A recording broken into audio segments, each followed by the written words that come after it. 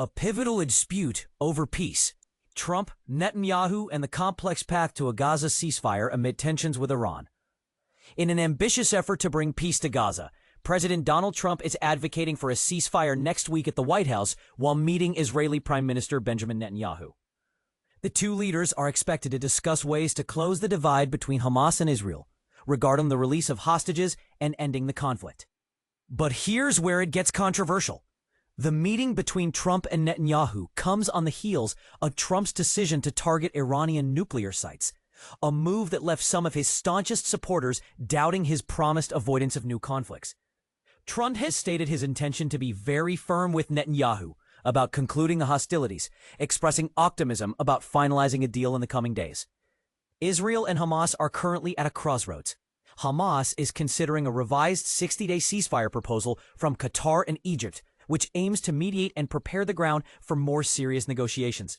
This proposal includes the phased release of 28 Israeli hostages and allowing substantial aid into Gaza, all monitored by international organizations like the United Nations.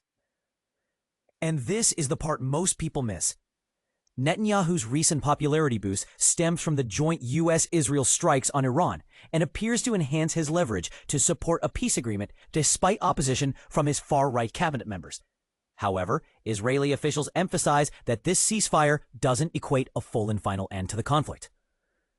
The latest version of the ceasefire agreement outlines a step-by-step approach where Hamas would gradually release hostages and Israel would enter specific withdrawal phases from parts of northern and southern Gaza. Notably, this deal has been updated to prevent highly publicized hostage exchanges, and Israel would offer details about detained Palestinians in return. Controversial point. The complex dynamics between Israel's military success in weakening Hamas and the ongoing negotiations remain a critical debate. Some Israeli officials argue that their military objectives are nearly met, yet some within Hamas see any agreement as an opening for further Israeli actions. In the midst of these complex negotiations, experts raise an essential question.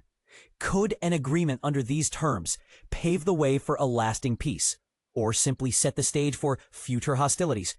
Share your thoughts. Do you think this ceasefire offers a meaningful path to peace, or are we witnessing another temporary pause in a prolonged conflict?